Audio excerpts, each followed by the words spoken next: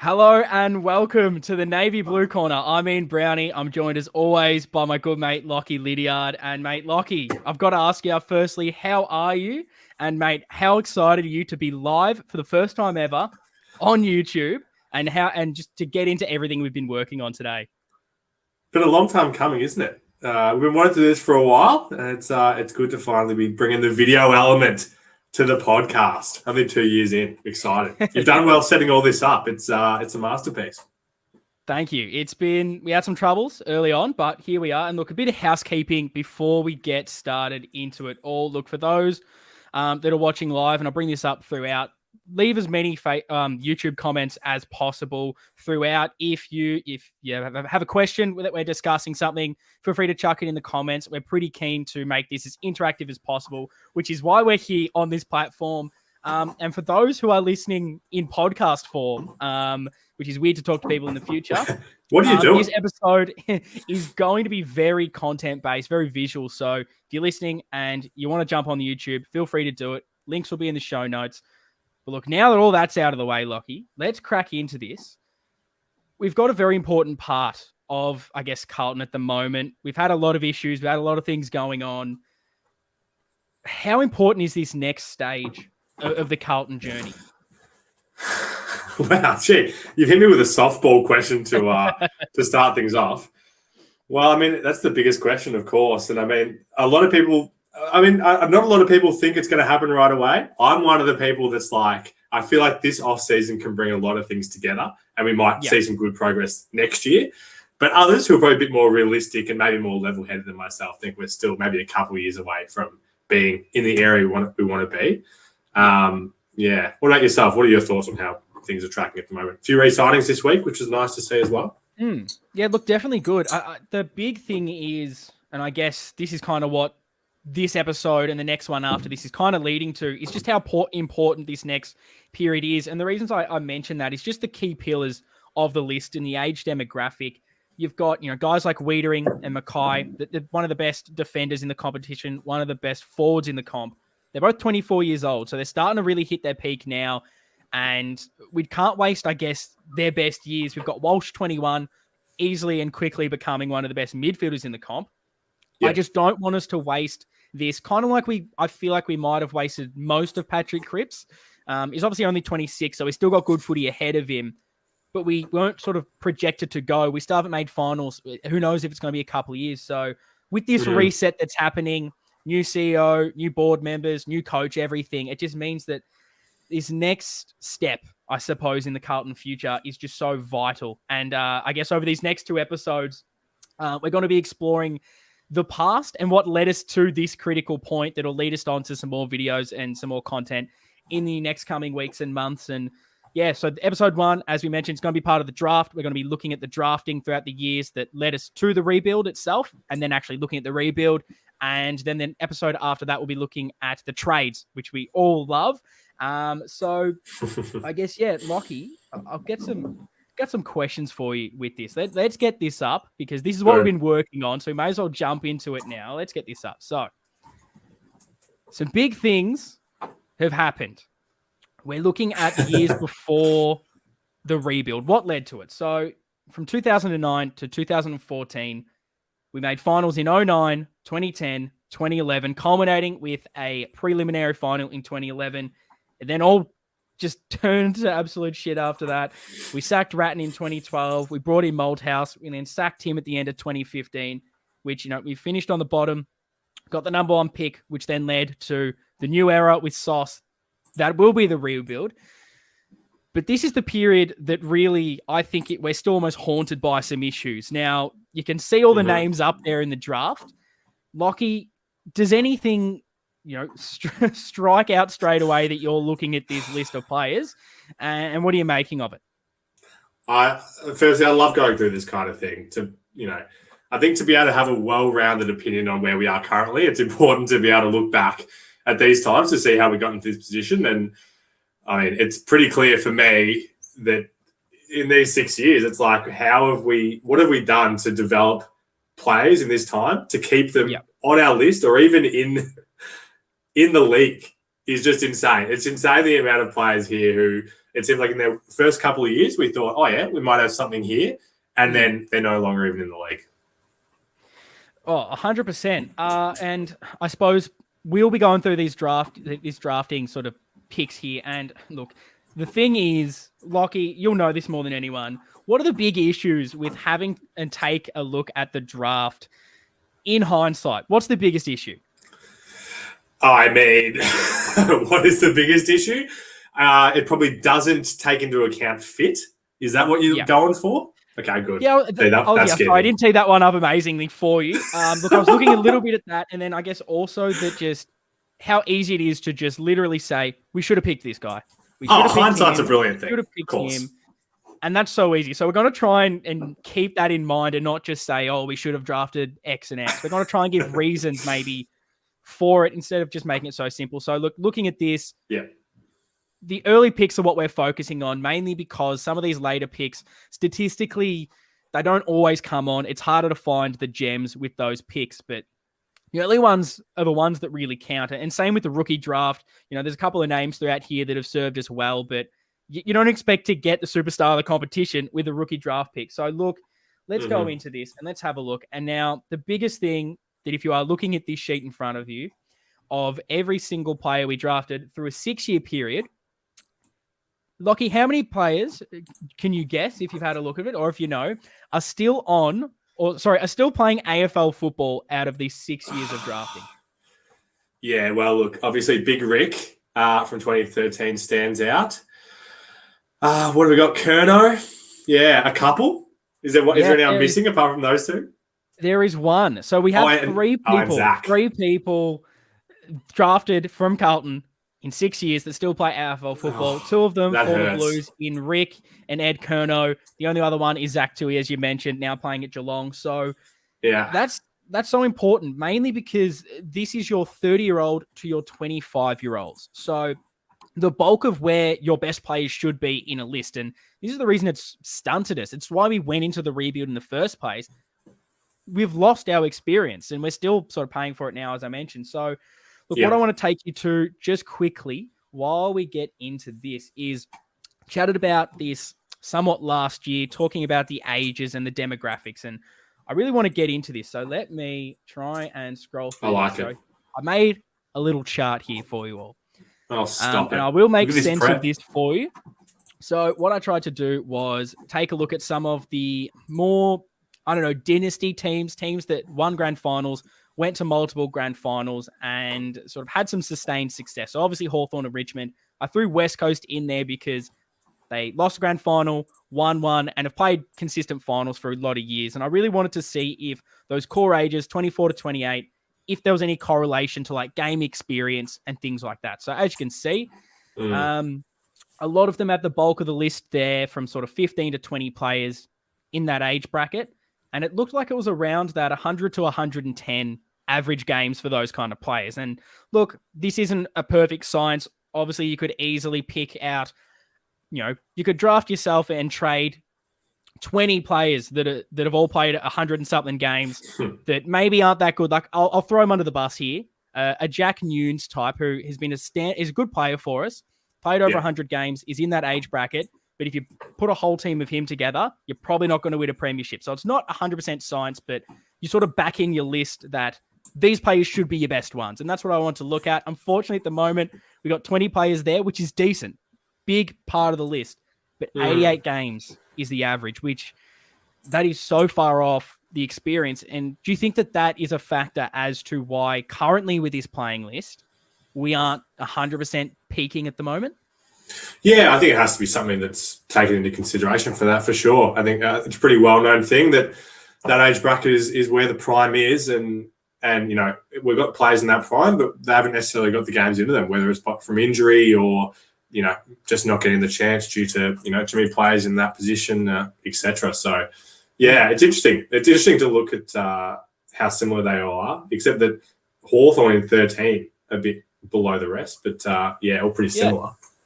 It definitely. And I'm going to go more into this in the future. I'm trying to look at best 22s and things. That'll be a bit more in our list analysis episode. So keep your eyes peeled for that one. But just a little bit of a starter there for maybe why we're struggling because we lost so many of these key ages. So let's go back to it. Let's go back to the lovely draft that we all want to see because it's clearly going so well.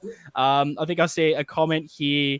Yeah, we'll bring this one up. Oh, dear, there's a spreadsheet. I would have wanted to crash, and I lost the file from Timmy Dub. So that is 100% it. It doesn't look good. So with this, let's have a look at each individual draft. So we'll go the first one, 2009, and we'll look at the main pick there, Kane Lucas. Lockie, what did you make of this man? He played 52 games for us. What did you make of Kane Lucas? Well, I think we were pretty similar. We both quite liked Kane Lucas, I think, at the time. I mean, it was a pretty positive time in the Carlton world when you and I were a fresh 14-year-old lads. And I don't know, he seemed to have some potential, I think. But, I don't know. Quite a high pick, obviously, at pick number 12, but didn't do what we thought he would become, I suppose. He sort of came in, had that body shape that I thought was okay as being someone that could come into the midfield, struggle with some injuries, and then it didn't come on, unfortunately. It's hard for me to look at him and say he was 100% a bust because I think there was some promise, and that's going to be the hardest thing, I suppose, throughout all of this is, did it come down to development or did we botch the pick? And unfortunately, when it's 6 years of drafting and there's really one hit in the actual national draft, you've probably got to say there's a lot of botches there. And that's, I suppose, what we want to actually go into. So I think Kane Lucas seemed like an okay pick at the time, didn't work out. And we will do some comparisons with some players that were taken around those draft picks, but so keep that in mind. So next year, we got a pick 18, big Matthew Watson, a man whose kick was almost as big as his head. He had a massive melon, that fella. Unfortunately, he only played the 23 games, didn't kick on. It's interesting in that draft as well because we really just went for height. Those first 3 picks were all key position players. We said we needed, help up forward. Jamo needs some help in defense, and that's what we went for. And it's sometimes hard when you're going so specific. Do you sometimes miss out on other talent? And there's a couple that we maybe did miss out on that we'll get onto later. Unfortunately, I'll probably say that it's probably a miss, knowing that some of the other players that were there. He is someone as well that he was really ranked as one of the key defenders at the time. So you're going off, obviously, the form in the under sort of 18 competitions. And when he's one of the leading defenders, you think he should be a good player. So again, is it development? Is it not? Do you have any thoughts on big Matthew Watson, Lockie? Yeah, I mean, God, it's funny to look back on this time and remember how optimistic I know I was about all these players. I remember seeing Matthew Watson live at a game and just thinking what a beast he looked like down there. Still a young man. Yeah, it's crazy that he sat on the list for 5 years and only made it to 23 games. So, they gave him a little bit of a crack, but again, another bloke that was like, he could be something. He could be something. But a big letdown as Lone Wolf fan has pointed out in the chat. Yeah, unfortunately. So, look, we'll move on to... I'll just touch on a couple of things in this draft. We nailed a couple late. We've obviously got pick 70 there, Nick Dygan, which was... We don't know the story. Absolute legend of the club now. And Ed Kerno, great pickup in the rookie draft as someone who's been a great servant for us. But we move on to 2011, and we get an odd character here. We get big Seji Josh Bootsma in with our first pick at 22. Now, a bit of a speculative pick at the time. He was someone that was a bit of a draft bolter. He wasn't in a lot of people's predictions early on. He probably shouldn't have gone that early. I remember when we got him, everyone seemed to be like, why did we get this kid? He doesn't look ready. Not too sure what we did. He ends up only playing the 14 games before we basically gets his contract cut.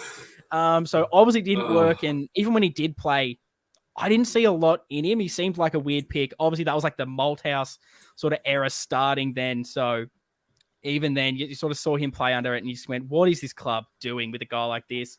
Sam Rowe ended up being an okay pick there at 44, someone that played a role for us. So I think that works okay. What did you make of Joshy Bootsma as a selection there, Lockie? Oh, mate. I can't speak to him really as a selection, but I remember seeing him in his first game against GWS at Marvel, and the crowd absolutely loved him. I'm just looking now. He had 7 touches, and every single one was to great applause. Again, another bloke that I think once he was out there, it's like, all right, show us what you got, Josh, and not heaps. Yeah. Interesting. 2012, we bring in Troy Menzel at pick 11. So I love that from Poppy. He did. And look, if you rank elite for any stat, I mean, at least there's something. Look, we've got Troy Menzel there at pick 11 in 2012, a pick that are kind of back in. We saw the talent that was there at stages, and ultimately I think there were just things out of our control potentially at making him a gun. It seemed like there was something just with him that he could not get the best out of himself. And, you know, at pick 35 there, we get Tom Tomei, who did not play a game for us. So, great pick. Again, we're wasting seemingly a lot of these picks where we're not hitting huge on the late guys. Like Nick Graham there at 54, he was fine for a little bit, obviously never kicked on. And, what did you make of, I suppose, that draft in Troy Menzel? Did you think he was a player that really become something? Do you think it was our fault drafting, or do you think there was other issues there? The Menzel one, I'm more positive about, I think. I feel like at that time, it was when Daniel Menzel was kind of showing something. So, you know, there was that kind of comparison. Kicked 26 goals in his second season, and I thought it was exciting as, you know, that kind of half forward. So, the man just loved an injury. And I mean, the other one I'll point out, I mean, Nick Graham was a player that I really, really liked watching. And I wish he's one of these guys that I really wish could have kicked on more because, you know, I was a big fan of Nick Graham at the time. It was interesting listening to him in a podcast where he was sort of talking about the fact that he didn't really feel he ever got that continuity. He'd be in for 3 games, out for 3 games. He's the most dropped player ever, which is insane. No, it's one of those guys that, who knows, if he got that continuity, got that string of games together, maybe in a different era, you know, he sort of went through Malthouse and Bolton. Could it have worked? Maybe. But again, unfortunately, there's not too many hits on a lot of these. And then you move to the next year. Our pretty much only hit was Patrick Cripps there. The next one was Cameron Grimes, who, old Grimey, unfortunately, didn't have a too good time at Carlton. 0 games, and that was it. So at least we did hit somewhere, thank God. But I mean, what do you do there in those other picks? Do you have much to say on that draft? Because I think at least we finally nailed a first round pick. Yeah, absolutely. I mean, what can you say about that, man? Well, like you mentioned earlier, like I don't want people to think that, you know, or I don't want it to look back on his prime and people to think that it's been wasted. I definitely think there's so much good stuff ahead for him. So, look, nailed it. Yeah. Okay, so we go to the last year of just before the rebuild. We pick up Blaine Boakhurst with our first round pick. Another one of these real skinny players. He just didn't kick on. And it was funny. I see a comment here from Pommy from a bit before, so we'll chuck this one up here. and I mean, it is clear. And when we do the comparisons as well, some of the players we could have picked, I think you start to see some of the issues and that some of these just are botched picks. It doesn't come down to whether it was, development or not. In some cases, you get a bad kid. And I guess this draft is known synonymously for just absolutely stinking. You look at the next pick, Dylan Viojo Rainbow at 28, our earliest second round pick in this whole bunch here, and we botched it. And really everyone after that, we didn't get anything out of him. What do you make of that draft, Lockie? Yeah, wow. That's a crazy one to reflect on. That these are fellas around our age, which is like this is the kind of crop that we are hoping it would be in their prime now. But not to be for B. Walsh. Unfortunately. So let's get into the actual comparison because it's easy, I guess, to just say we should have drafted someone.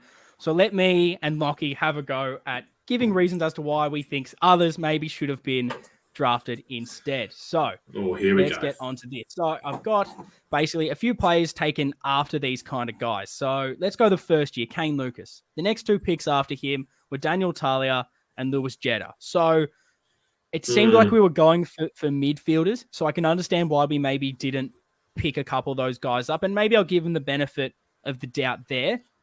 The next few, unfortunately, a Nat Fyfe and a Mitch Duncan going, at 20 and 28 is always a harsh thing to see. Imagine the team we'd have with a couple of those guys in there. But the fact, I don't know how you feel about it, but the fact that they went so late after pretty much every other team had a selection, it's hard to really argue and say that would they have gone and should they have gone higher at the time. It's easier in hindsight. What do you make of that one? Yeah, this is got to be a big hindsight one, I suppose. I mean, I was going to make the point that Fife was a WA guy, so it's like, oh, you might, maybe more hesitance there, but so was Kane Lucas. So I'm not going to make that argument. But yeah, it's fair. Look, I will say that, and chuck us in the comments. Do you think that this was a botch pick? Do you think it was poor development, or what do you think it was? Looking at the talent after that, obviously you see a Nat Fyfe and a Duncan, you can easily say, well, we should have picked them. But I think sometimes it just doesn't happen. And I'm happy to at least chalk up Kane Lucas as to maybe there was just some development issues, injuries and things like that stopped him from being able to come on. The next year is an interesting one because we've got, obviously, Matthew Watson there. We wanted key position, clearly. We took 3 big talls at that stage. So the next couple of picks there at Isaac Smith and Cam Guthrie, God, they would look amazing. But I can understand that we weren't after a midfielder for that pick. We'd picked Kane Lucas the year before. Yeah. So we wanted height. And the one that we were linked to at the time, I was looking up at some of the phantom drafts and things, and a lot of people were going, Jack Darling is a kind of player that is that key position. Maybe the only issue was we wanted a defender, and that is why we went Watson instead. But the next couple of picks, it seemed like we were just going any tall person possible. So maybe, obviously, in hindsight, it's easy to say, yes, Jack Darling, great footballer. Yeah. But here, I'm happy to say that we clearly got the pick wrong. Is that how you feel? Just looking at the talent that was straight after, regardless, and knowing that we were going for so many talls, we could have maybe gone a midfield there. I suppose, look, the other part of the hindsight about whether there was development issues with the players that we got, e.g. Watto, I mean, you could make the same argument, I suppose, that a Darling wouldn't have worked coming into our system anyway. So that's why it's so hard. But, yeah, look, I mean, I agree with what you're saying. It's about the fit at the time. There's no way to not take an L with this, though. Yeah. I agree. So next one looks even kind of worse at that stage. So we get a Joshy Bootsma in, who's the 28-year-old there, and basically the picks after him, not long after, are 25 at Seb Ross, 30 Elliot Yeo, and 33 Brad Hill. Now, if we were looking for that kind of midfielder type, running player, there's a couple there that I would definitely much rather have. That has to just be a botch pick at that stage. What info did you find on that time? Like, did you see any kind of intel on why Bootsma was the kind of guy that went that high? There was a couple of things saying that, he was obviously that pacey sort of player, he was quite quick and having that bit of dash coming off halfback and being able to be a bit more of that outside player was potentially what we were kind of looking for. But I think when you look at, obviously, the talent that comes straight after that, it's just, I mean, you look at it. Any of those 3 players, obviously Seb Ross probably the one that you probably wouldn't take as much, but any of those you take any day of the week. And it's when there's 6 years of this, clearly the guy doing it is not doing a great job. Yeah, well, that's the thing. When it's in isolation, it's a bit different, isn't it? To the old trend. Yeah. Yeah, so look, the next pick, as I think we said, if we had our time back, we'd probably say Troy Menzel. You probably would have tried to back him in and hope it all works out well. Yeah. And this was the most interesting draft because I implore everyone to have a look at the 2012 draft because pretty much everyone after Troy Menzel does not play AFL football anymore. So it looks like it must have been a very thin draft. I tried to have a look at a couple. Yeah.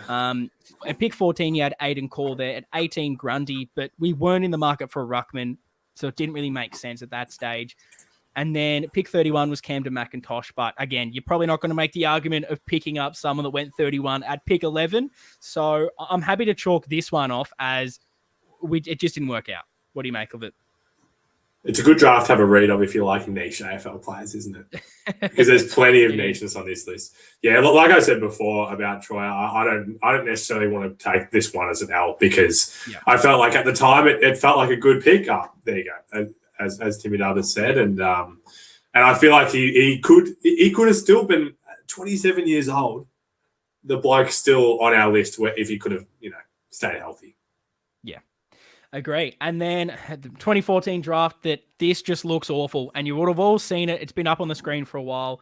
So we've got pick 19 there. Now, there wasn't a massive amount of talent still on lists that were taken pretty much between that pick and the Viojo Rainbow pick. So the ones that are still there is Laverde, who's still playing, doing okay for Essendon. Jack Steele, but he was academy at GWS. So if we bid on him, we probably wouldn't have got him anyway. That's the obvious choice, but the chances of you getting him so slim.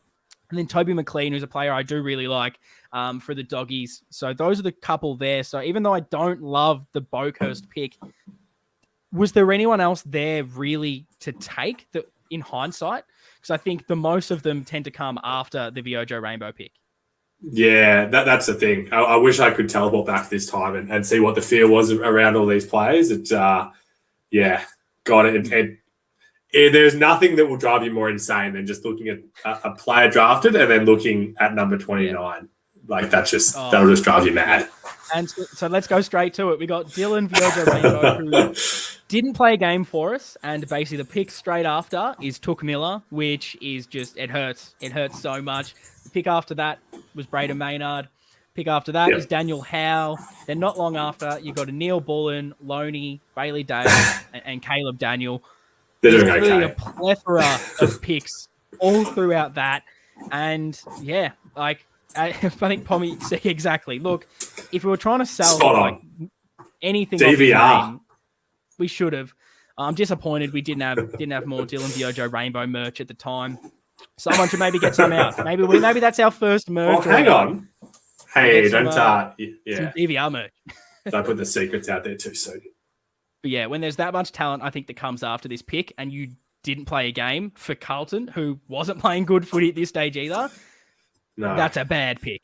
And this sort of period it haunts you when you look at.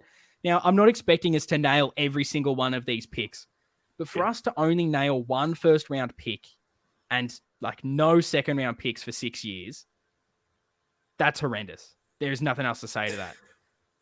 Yeah. What else do you say? It's exactly right. And like you said about the age brackets, these are the guys. These are the guys that we'd be relying on now.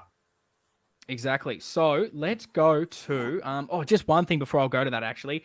I thought I'd try to compare this. I was reading a couple of articles and there was a really good point made of obviously we botched a lot of this compared to Richmond. Now, the picks that they took these players at, it's not like for like. They had some misses as well. Like they took a Ben Lennon early and different things like that. Yeah. But if we have a look at this, it's not on this one. Let me find it. Don't you worry. Give me a sec. See, we knew there'd be some botches at some stage. Here we go. It's on this one. Botch. This is basically all the players on the left that Richmond pretty much had throughout this period of time. The only one is Asprey, who's recently retired. And this is sort of the main of our players. I've thrown in Casbolt because, it's only fair to compare him with Asprey because they're both retired. Also, it seems with Casbolt this year. Yep. That is who they picked out during this period of time that led them to success. And you compare it to who we have. And it's night and day what they were able to actually bring in. And we have 3 players. What do you make of it, Lockie? Yeah, I like the comparison. I mean, I'd love to see all 18 teams. I'm assuming if you scroll down a bit further, you've done it for every team. I wish. I like the comparison. So after that, and now hopefully I can find them all. Here we go. Now this is a lot. This is a lot. Again, if you're listening on this podcast, jump on the YouTube because good luck me trying to explain this too. So this gets wild. So if you don't understand it, let me know because I'll try my hardest here. So we have on here, as I said up the top, this is the current playing list. We have the 20 players at 88 games average. And down here is basically all the teams to compare them with. Now, I thought, okay, let's say in hindsight, we got a couple of those picks right. So I've thrown in, say, a Ross and a Took Miller. I haven't gone too out there. I've gone quite sensible. So I've brought those two in. It's 22 players at 93.5, which is already quite a big jump. I thought, what if I bring in Hewitt? Because he's in that age range. It looks like we're going to snag him. What does that do to the team? Brings it up to 94.7. Now, looking at the actual playing list at the moment, there was a couple of players that were ruining my figures, and those were Mickey Gibbons and Oscar McDonald, and there's a chance that both of those don't actually make it onto our list. So I thought, what would happen if I delisted both of those? We go up to 97.4. So with that, we have moved from 88 to 97, which gets us close to that 100 mark, just from nailing pretty much 2 picks, really, throughout that time and remaining business as usual, which is a massive difference. And so I tried to extrapolate that over a year. I tried to put games into players that I thought would realistically get them. So most players in that age bracket, like throwing a name there, like a Paddy Cripps, I was like, you're getting 20 games, and some got 10, some got 5, some didn't play at all. Basically, I took that out an extra year. So basically at the end of 2022, going into 2023, we would have 20 players in that age range up to 103. That almost puts you in that window just from actually nailing 2 of those draft picks. Mm-hmm. And obviously other things maybe wouldn't have gone that way. We might not have rebuilt if we were going okay. Who knows? And then I know what you're all saying. What if we got every single one of these picks right? What if it happened? So I've thrown them all in. And as we sort of mentioned, some of the players were 30-year-old, 29. So not all of them are going to, unfortunately, make it into this chart. But if they did, there'd be 24 players at 94.8 average. If I did exactly the same, bring in Hewitt, it's 95. Get the delistings out of there. Sorry, Mickey, you're gone. We're up to 98. And then you do that over another year, it's 105. So didn't maybe move as much as I expected by getting all of those kind of guys in. So it's interesting. And I tried to take guys that basically had played the most games from each of those drafts that we could have picked up to just absolutely go ham for it. And obviously it's not 100% perfect, but clearly we're still haunted by not having those age demographics. It just, you look at it and straight away adding in a few of those guys, it changes everything. Mm-hmm. Yeah, I agree. I think it's strong to look at, but I do agree with you that, it takes a lot to change that average game stat, I suppose. Yeah. So, you're not wrong. And I think it's interesting as well, because I think last year I was sort of saying, well, if we bring in a Merritt, Sard, Williams, those kind of guys, then you get the ages, you get the games. And I know Pommy's listening, and so I want to throw this out to him because it was a great bit of footage. If anyone hasn't listened to what Paolo and Pommy did on Blue Abroad, definitely listen to it, because Pommy went into talking about the amount of players that basically still sort of started at that club, were drafted, homegrown players, and comparing that to actually bringing in talent. And basically, you can't just buy a team. It doesn't seem to work. The teams that won the premierships, they weren't the teams that bought it. They were teams that nurtured their own talent. So as easy as it is to literally say, go out there and bring in all these guys now, it probably seems to be that that's not going to be the case. So I thought that was interesting, and I had to shout out Pommy for that because I absolutely loved the work there. Obviously, we botched 6 years of drafts. It led us to the rebuild. Let's see how we think we went with this. So let me find. This is where it gets juicy. Scroll across, and we'll get it in. So this is every single draft pick that we selected from 2015 to 2020. We got in Sauce, and boy, did he start with a bang. Is that 2015 draft one of the greatest draft hauls of all time? Are you saying bring Sauce back? Is that what I'm hearing? Look, I'd love him back. Poor old Kane Voldemort kicked him out, unfortunately, and now he's gone. So who knows? Maybe he comes back in some capacity. I mean, what's not to like there? You got Korchek and you got Gullich. And that's what you want. Jesse Glass McCasker, another one with a great name. Was that a prereq every year? We have to find someone with a decent name. You got Kim LeBoyce the year after. SPS. Maybe that was part of it. Just to pop the boys in the draft room. They're like, got a late pick. We just got to have someone in there with a funny name. And look, we got Gorringe as well as a delisted free agent, which is pretty good. You love that. And and the leading goal kicker 1 year as well. So, What a pickup. yeah, don't worry about the top 5 names. But clearly it started so strong. And we really, Sauce went in with the idea of just getting your spine. It's one of the hardest things to get right. Get your key defenders, get your key forwards. Wiedering, Mackay, Curnow, his unbelievable haul. Did well to get those draft picks as well. David Cunningham is one that is maybe the speculative pick out of those. But I think we all believe there is talent there. Unfortunately, obviously did the ACL this year when he was just starting to come good. So fingers crossed he can play some really good footy, because I think we do still have a player there if we play him in his right position.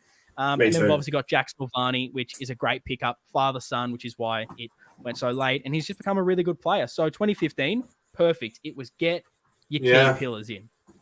Next year, 2016. Now, the next couple of drafts are the ones that people really criticize. And I think because of form, potentially fair enough. But maybe when I explain things a certain way, I think it might make a little bit more sense. So at pick 6, we got Sam Petrevski-Seton. And then the next one was Zach Fisher at 27. So these picks here, what do you make of them? Do you think because of the way they've potentially developed, it's a development problem? Do you think we picked the wrong guys? What do you make of it? Because we didn't necessarily go those big body midfielders. We went for some maybe smaller, sort of pacier X-factor guys, I suppose. Well, as you were talking before about the homegrown talent kind of side of things, I worry that if we're not in a position in 4 or 5 years that we want to be, and we look back on this time, that we worry that blokes like SPS didn't get the games, or maybe the quality games into them at the right time, like maybe exposing them too early because we had to, and then maybe not playing in their best position, etc. Yeah. So I suppose that's the overarching worry. I mean, Zach Fisher is arguably my favorite player in the team, so I still have hope that he's gonna go to that next level. SPS, I mean, we love him, but there's a pretty. It feels like he's not going to be there next season.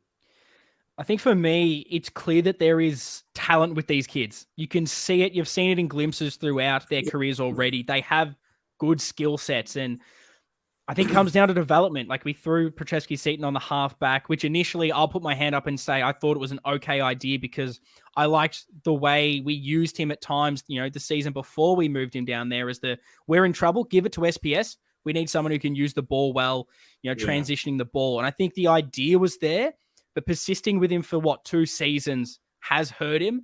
And you throw it together, the culture that we have at the club, struggling to develop guys. It's clear that we have not got the best out of these kind of players. So, and we'll do the comparison as well, see if there were any other players we could have got. But I think we went after the right players, and it's kind of interesting. I was almost trying to compare this to what Port Adelaide did when they got like Rosie and sort of Dersma and who was the other one they got as well? Yes, Butters. So they were getting these like X-Factor type players. And I think if you can find those in the draft, which is what they were, it's Petrevski-Seton can play midfield. He can maybe play on the outside as well. Fisher similar, those pinch hit X-Factor types that can win games of footy. I think if you see them in the draft, you select them. And for me, that seems like that was the strategy. And unfortunately, it doesn't look like we've unlocked that. But I think there's strategy there at this stage as to why we did go after those players. I think did you and I go and see Fisher's first game? I yes, feel like we did. Hawthorn maybe potentially. There you go. And I remember us watching him and being like, this is the spark and the X factor that we're looking for. So I mean that's it. And then we threw him down as a small forward, and he was okay at times. I think he's had injuries for the last 2 years, which have really hampered his continuity, being able to really get form.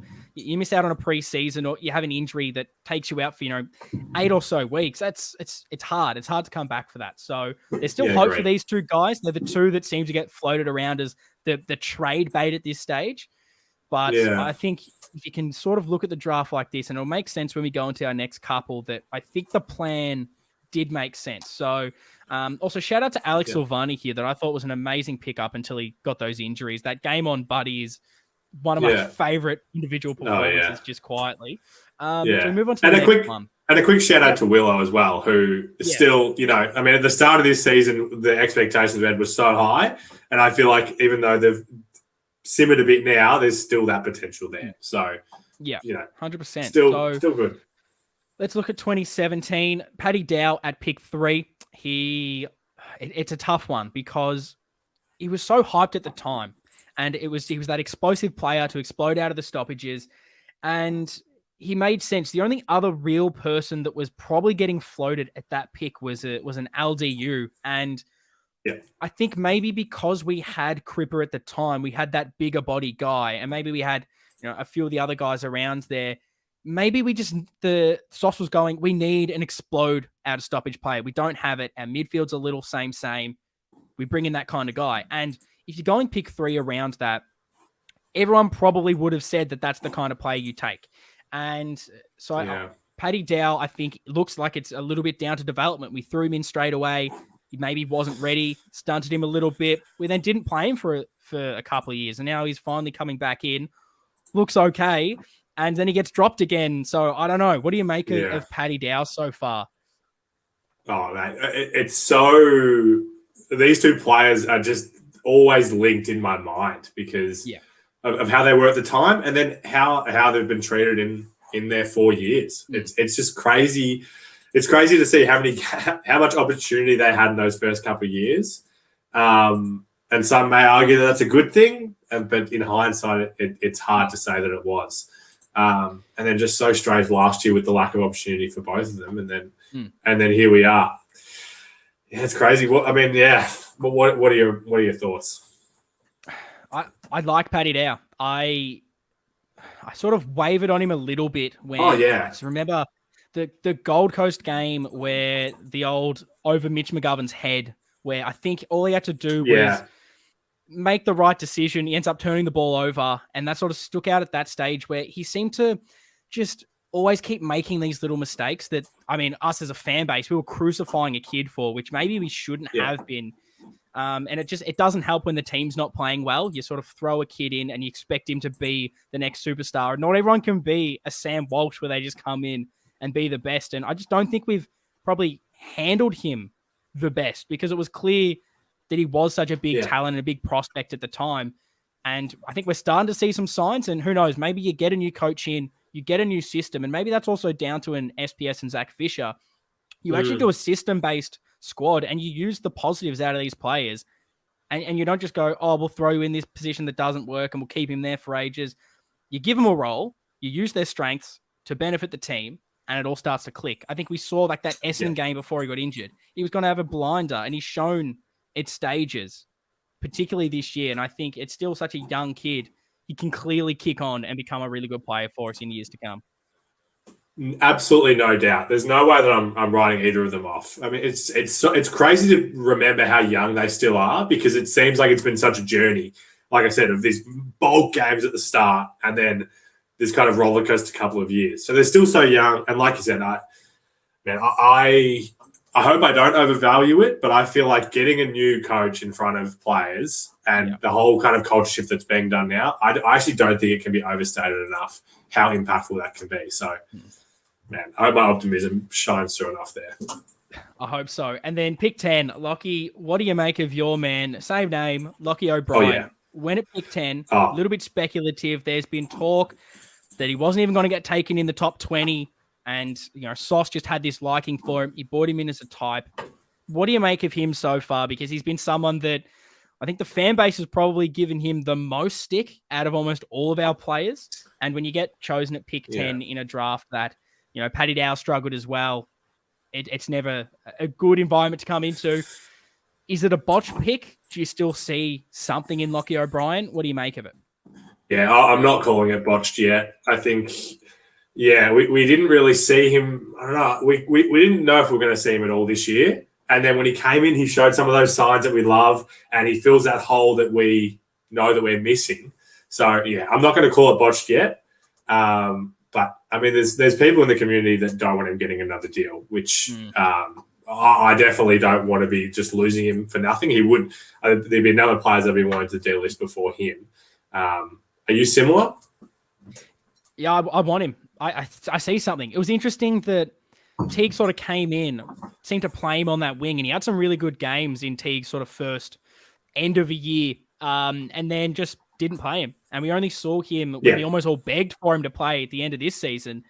and, had a couple of quiet games, but had some really good games. His entry inside 50, we don't have a player that can kick like that. And I think it again comes down to what I was talking about with the SPS and Fisher. Get the system to fit these players. He has the assets to be a really good player for us. And he was even bigger, I reckon, than Paddy Dow was a guy that was not ready to play year one.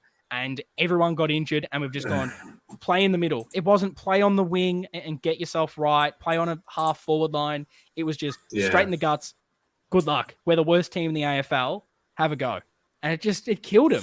It clearly killed his confidence. And I think we're only just starting to see now him maybe just like playing for his career and starting to switch on. And fingers crossed, I think it can work. And when I talk about the next draft, I think it maybe starts to understand why we went for him. But obviously pick 30 is a good one with Tom DeConning. That seems like an absolute steal there. Absolutely. Do you have much to say on him, or are you happy to move on to big 2018? No, big 2018. Let's do it. Oh, gee. I love this draft. Good one. I mean, Sammy Walsh at pick number 1 is just elite. And then pick 19, we traded up. We got Liam Stocker in, who we all love. We just love him so much. And 2 great picks. So what I want to say with here is sort of put this all into one. So in 2015, we got our spine right. In 2016, we got our X-Factor pinch-hitting midfield players. And then the next 2 years, Sauce got his midfield. You already had Cripps as the superstar.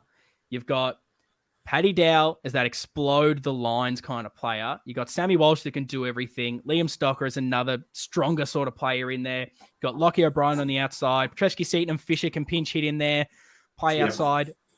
That's the team. That is the core of the team. They're all around the same ages. Play some games together, and that's your future. And I think it makes sense. The issue is, I suppose, we haven't developed these guys well enough, and we haven't seen a Stocker in the midfield yet. We've liked his role down back, but I think we still see his best footy being in the midfield. And like, he has tried to draft you the premiership midfield there. I think that's what he's done. What do you sort of make of all that? Oh, man. When you look at it like this, I want to put my Nuffy hat on and just say, in a few years, we're going to do this same thing and just go genius. You're just a genius, Sauce. That's just how it feels, because when you look at it like that, it looks like the perfect way to go about it, in my opinion. Yeah, and I think it finally makes sense when you can say botch picks here or there. You can say we shouldn't have gone after that guy, but over the span of years, it seems to really make sense of the plan he was actually putting into place, and it doesn't look like those that were then implementing the plan did it well at all, unfortunately. Some of the later picks there, unfortunately, didn't go well. Tommy Bug is very interesting. I've made another sort of spreadsheet for one of the other episodes where we look at the ins and outs, and surprisingly, he's on both of them. He's done something that I'm not sure many players have done, where they come in and then leave within months of coming to the team. It's insane. We love it. But then we moved to 2019 here, and Brody Kemp was a great pick at the time. I loved immediately what Sauce was doing with this draft. We couldn't get the players we wanted. We were just bidding on all the academy players, seeing if we could snag one. He didn't like what he saw, so he thought, I can get some value. Let's trade back. We still get our man Brody Kemp. I think we have an absolute player here. I loved him at the time. Me too. People were saying before his injury that he, maybe could have gone number 1 instead of Rao that year. He was, that close to him, the way he could go forward, back, play in the midfield, do everything. And I mean, we've seen a couple of games of him, just glimpses, but I mean, what he did with that sort of turn in the middle of the, don't even ground, talk about the it turn. wasn't amazing, but the turn, like, that is something that not many players have, particularly that confidence to take the game on at his age. I think Sauce has absolutely nailed Brody Kemp so far. It's interesting to obviously look at the fact that I remember at this time we were like, I love that now that we've got this kind of spine, and even though we weren't in the position we wanted to be, it's like we don't have to rush him. Obviously, he had the injury, but then this year, like, people say, "Oh, why Kemp? Get Kemp in, get him in." But it seems like they've done a really good job of at least being patient, which you love.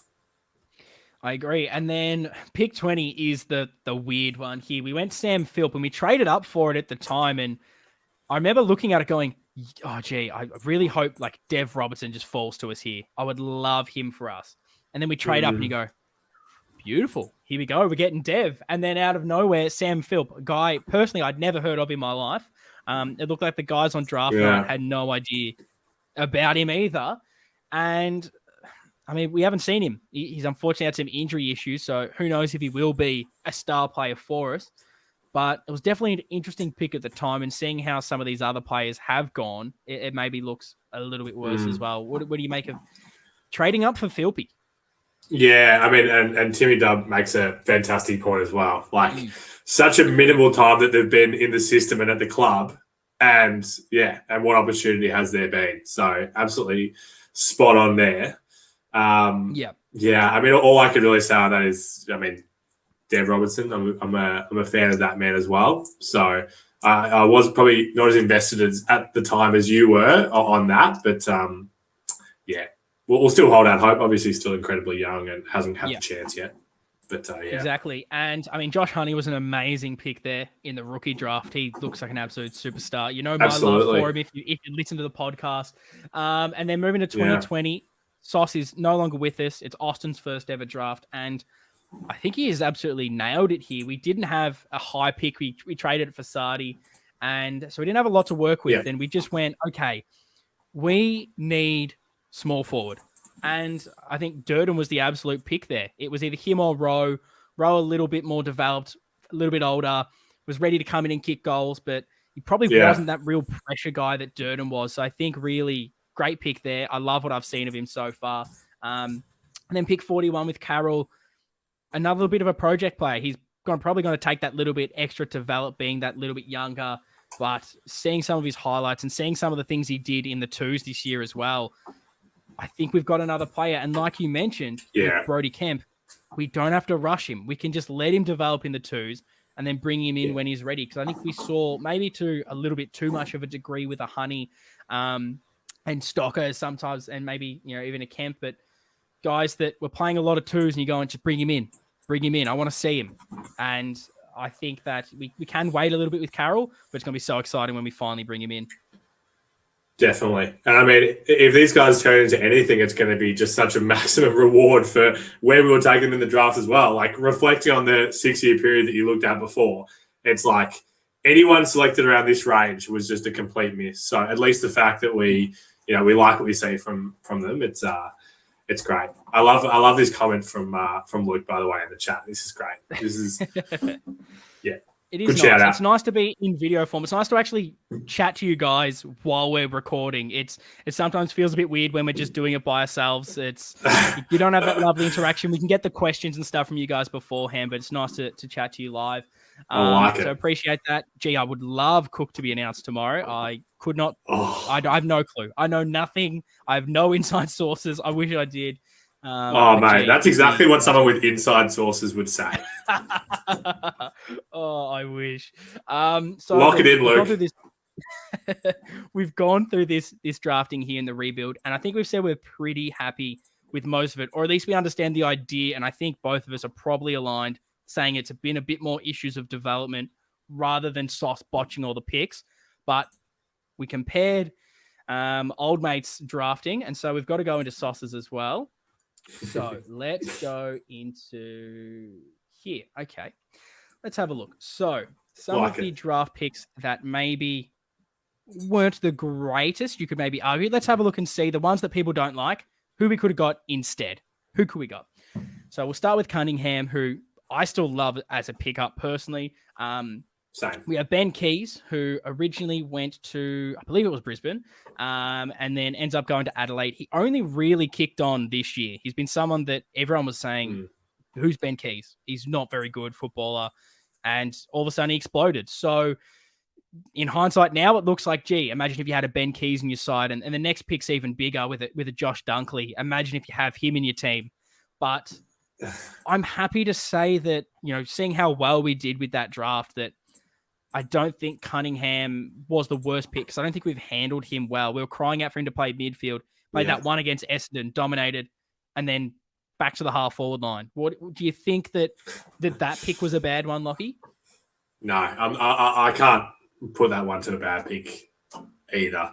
I mean, yeah, like look at the number of games he's played each season. Never played more than 12 in a season. So it just, yeah, it just hasn't come together.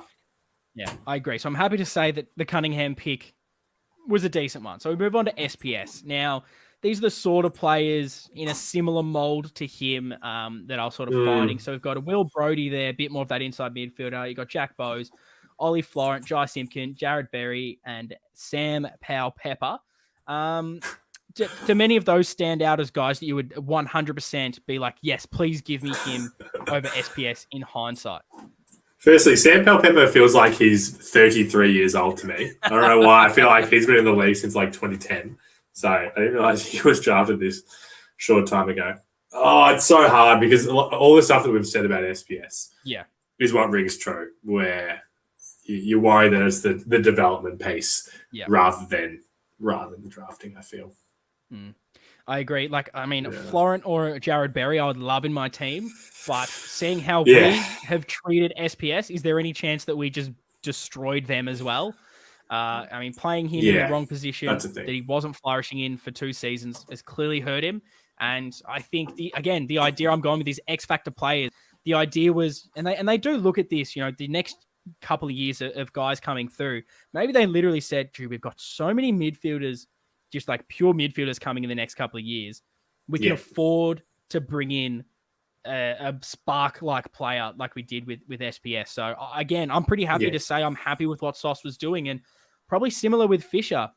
The only other guys really around him were straight after you got Lipinski, which was interesting. We were linked a little bit. Looks like he'd probably go to Collingwood. Shai Bolton, but he was that everyone missed out on him, and he's the biggest one of he probably wouldn't be the player he was if he came to Carlton compared to what the Richmond culture was able to do with him. Good point. And you got Willem Drew from Port, who's a bit more of that bigger body that maybe we just weren't looking for. And again, I like what I see from Zach Fisher. Me too. He has not had, I don't know if it's that mental side of his game that has not been pressed into him to really vie for everything, but I don't think there is glaringly bad picks seeing the kind of players that we potentially missed out on. And like you said, I mean, these last couple of years where it's probably the time when we're like, he's going to take that big step. Yeah. Like, where has he had the ability to do that with the inconsistency that he's had in getting games in? So, yeah, I'm with you. There's nothing glaring out of these ones. And like Timmy Dubb has said, it's not like we're looking at a Brownlow medal midfielder in these names, Yeah, 100%. And that's sometimes it. Like, I remember that other draft I showed before where it was just like, there was no one, and we took Troy Menzel because he was the best one there. Fortunately, didn't kick on. This is probably the biggest one that a lot of people will be arguing is a bad pick. There's a lot of hate for Lockie O'Brien. And unfortunately, there was one man taken at pick 15 that I think, God, imagine if we had taken him instead, is Zach Bailey. Absolute gun. I love everything about him. Ed Richards is a decent player. Jack Higgins goes all right. Starcevic has turned into a decent player at Brisbane. And I really like Will Powell, but would you have picked him, a couple of these players that high? Probably Zach Bailey's the one that you really would make the key argument for. And I think the quality of player that you've missed out on for a guy that we haven't seen hurts. But I suppose it's that argument again where was the development good? It's hard. That's it. If we plug Zach Bailey in and played him 40 games in those first couple of years, would he be this midfielder, half forward, kicking 3 goals a game? I do love that man and wish he was in navy blue, but yeah, you make a great point. Yeah, so like that's probably like the obvious one there, and this pick, as I alluded to earlier, still baffles me. What went on here? Yeah, see were you and Poppy in the same room? Were you blokes watching this together? I think so, because I remember just going, I was licking my lips thinking about Dev and just going, this kid was a gun. he slid so much as well. It was like he's not even going to be available at our pick, and then all of a sudden we've traded up to get him, and then we've picked out Phil, who I don't get it. And Jeremy Sharp was probably the only other guy around that you would have probably really looked to select. I think that is similar, who is started to really come on and play some really good footy for Gold Coast. But that's the biggest botch for me. I would love to interview Sauce just to hear why he thought Phil, because, the hard thing is Phil's had injuries and he hasn't maybe been able to show things. And maybe that's just it. Maybe he could have been such a good player for us. And he still can. He's only, 20 years old. It's hard to write any of these guys off.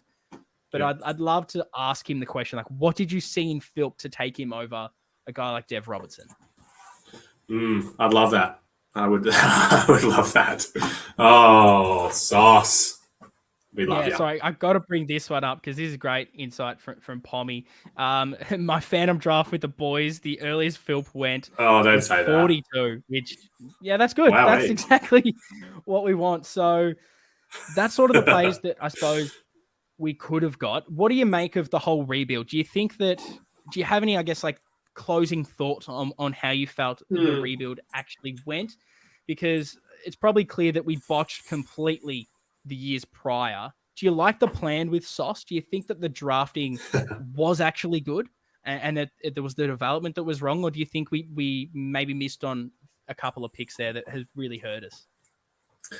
Well, it's obvious to say, but I'll preface by saying that obviously in a couple of years, this could all be deemed very different with how things go.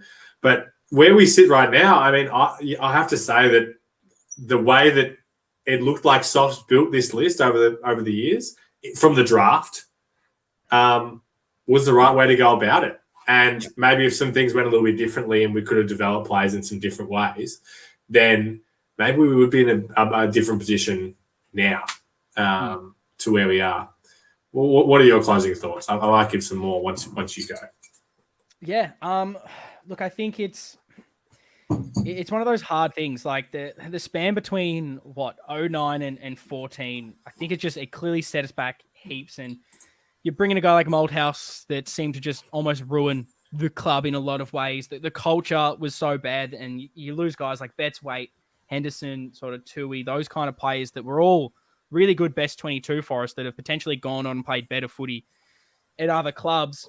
Yeah. It's no wonder you had to go and rebuild. And I think we did well. There's always going to be, a few misses here or there. Like, maybe a Cunningham's a miss. Maybe O'Brien's a miss. But I back in the vision that was there from Sauce. When you sort of put everyone out there and you show the players that we maybe didn't get, you can see what he was going for. And I don't think the alternative was ridiculously better. Like, I think, you're bringing a Zach Bailey, those kind of guys, like one or two, it does, but I don't think it's that significant. And I think it's down to the sort of development when you ruined the culture of the football club. And I think the only thing that I maybe might criticize Sauce in, and maybe we'll get to that in the next episode when we talk about the trading, but was, like, I loved the idea of bringing in, like, guys from other clubs that are a little bit older to help the development of the youngsters, so they didn't have to play straight away. But I still think we probably needed to get better talent to help them, and maybe it was a little bit older, more experienced players. But I guess the hard thing is, could we have gotten them? Maybe they literally did not want to come to the club, and Sauce was trying to get these better experienced players to help set things up for these youngsters to then come in. Maybe that's just the case, because we went through a lot of them, and you can see a couple like a Mullet and an O'Shea there, these recycled players. Yeah. My criticism would be, could we have gotten better? And it'll be fun to go through the go through the trading, because as soon as Sauce goes in, it goes from 0 to 100, and trying to track all of those was insane. But I guess, like, back to this, is it development? Is it bad picks? It's probably something we'll never know. And I think he did his best, and I do love the idea and the strategy of what he was trying to implement. And I think the next, 3-4 years are going to be so vital to see if can we get the best out of this group, because we all believe there's talent there. A lot of people saying, trade a Fisher, trade an SPS, but there's an equal amount of people saying keep him. We need to bring the talent from within, actually use these guys, stop trading for other people from other teams. And the proof is going to be in the pudding over the next 4 years. There's so much talent that was brought in. Wiedering, Mackay, Curnow, Walsh, Stocker, Kemp, Dow, Chesky Seaton, Fisher. That is a great haul. I don't want us to waste it, because 3 or 4 years, there you go. I think another interesting thing just that strikes me looking at this list is correct me if I'm wrong, but no one in that Sauce tenure of draftees have been moved to another club. They're all either still on the list or are no longer in the league. So that's true. You can make conclusions that you want from that, whether that is about let's keep a core together and try and develop it, or is it that some of these guys, like they were misses, so there wasn't interest from other teams. But obviously that could change this offseason. It's been the positive, I guess, throughout this whole rebuild that we really have not lost many players that we didn't want to lose. I think, I think it started with a Henderson, and we were able to bring in a Harry Mackay. We unfortunately lost Gibbs, that I think would have been, I mean, who knows? His career went so bad afterwards. Would it have been better if he stayed? And he was someone in those ages that I wish we could have maybe kept for a bit of experience for these youngsters. But sometimes that doesn't work. And apart from him, everyone that has come through doesn't want to leave. You don't hear, even though with the name, Petrevsky-Seton's get thrown around, there's no word that he wants to leave the club. No. So that's a positive. I think you got to look at the positives and looking at the talent that is there, the guys that we brought in with those top picks. The next 3-4 years can be super exciting, and us two are always super positive on it. But I truly believe that, that can happen. That definitely can be something that happens. Do you have any, I guess, sort of final thoughts on everything we've gone through, Lockie? You've done a great job setting up these spreadsheets, mate. I love to see it. Love the data, and great job presenting all this. I'm excited for part 2. Thank you. Yes, part 2 will be, I believe, at this stage next Wednesday. We'll confirm it. I haven't even chatted to Lockie to see if he's available next Wednesday. But at least YouTube is up. We're up. We can go live now. I may have botched it during the week. Maybe as much as we botched a lot of these draft picks in 2009 to 2014. But look, this has been fun. I love interacting with all you on here. We'll try to do a lot more of this over the off season and most likely next year as well. Definitely. Looking to get some guests on throughout the off season. So this is a great way we can bring those guys on, see our faces, see their faces. But look, that is probably going to wrap this one up. We'll be back next week looking at part 2, which will be the trades and seeing how that developed. Did we make the right calls? Were there some bad things? Find out next week. But look, see you guys next time.